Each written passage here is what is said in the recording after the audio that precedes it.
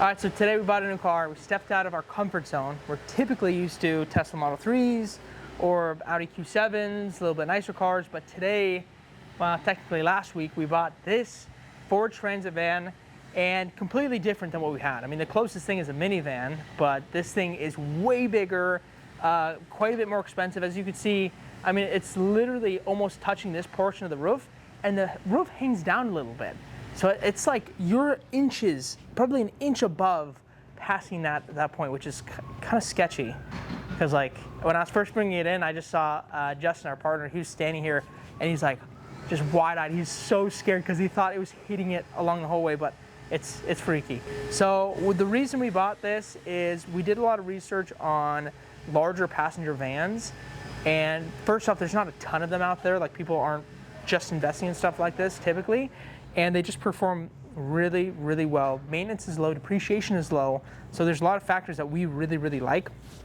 The research that we've done, a car like this, typically price range will be anywhere from like $100 in a slow season, which we're already seeing right now in our slow season. It's above 100, but around there, up to like 250, 300 in like a crazy busy season, which is insane amount of money for a car that costs us $38,000. So generally, we're probably gonna see like 2,000 to 4,000 in a month. We're looking at some numbers on like other cars in our market, and one of these, I think it was 2 months ago, did $7,000 in revenue, which to me is crazy. Like our Ferrari, which was a $350,000 car, was like hitting 7,000. So the fact that a car almost the 10th the value can get even close to that blows my mind. So we're gonna see how this does. We're gonna hold it through the busy season and just see how well it performs. And I'm curious, I'm curious to see how this goes up against, like, you know, Tesla Model 3. Model 3, you have something that's literally half the value, a little more. I mean, we'll buy these for, like this one was probably $25,000. This is like an Uber specific car. So we'll rent it out to Uber drivers. And if it's Uber specific, it'll do $1,600 a month, every single month. If it's Turo, we rent it out on Turo or private, it'll probably do closer to like $1,200 to like $1,300 a month on average throughout the whole year, versus this, which is, you know, you go from 25,000 to almost 40,000, and you're hoping to do close to twice the amount. I mean, $2,000 to $4,000 a month. You're probably averaging $35,000, maybe $40,000 in a year, which would be great. And I like it because it's just following a simple rule, which is trying to get to that 10% rule, which I talk about in a lot of my older videos. You know, if you invest $10,000, you want to see $1,000 a month. The more expensive you get, the harder it is to get to that point. If you can stay close to that idea, that's good. Example being like this, you know, this is a $40,000 car. A newer Model 3 is a $40,000 car. Like if you look at the comparison between the two, I would take this that makes $2,500 a month versus this that makes $1,300 a month on Turo. So when you look at those, and obviously you take the other factors, which is depreciation, you have to look at that. Brand new cars depreciate really fast. Maintenance, these are really good at maintenance, but also so are Teslas. Little to no maintenance issues. And then like, will people buy it at the very end? Like, can you actually sell the car? And this one's gonna be harder to sell because, you know, not everybody and their mom is looking to buy one of these. It's gonna be harder to sell. It's probably gonna have to be ran through the auction. Private party we'll start with, but we'll see.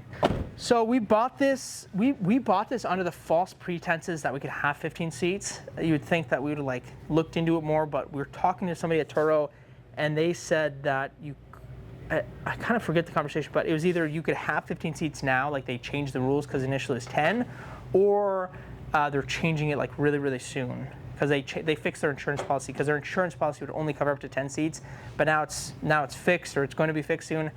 We haven't seen that yet. So this was a 15-passenger van initially. We took out 5 of the seats. So we had this seat, which is the front, second, third, fourth. We had 5 rows, and we took out the last row plus part of the middle. The difficulties I see in owning this is probably going to be cleaning on both sides, which is the inside and the outside. The outside is because like you can't reach the top.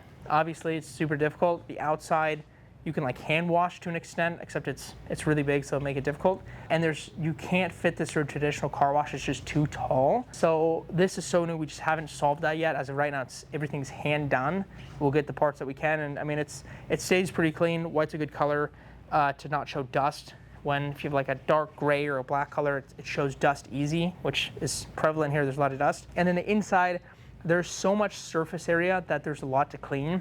Essentially, a normal car, you're cleaning this, like this section, these 5 seats, but now you're cleaning twice the amount of a normal car. So that's something we're having to deal with.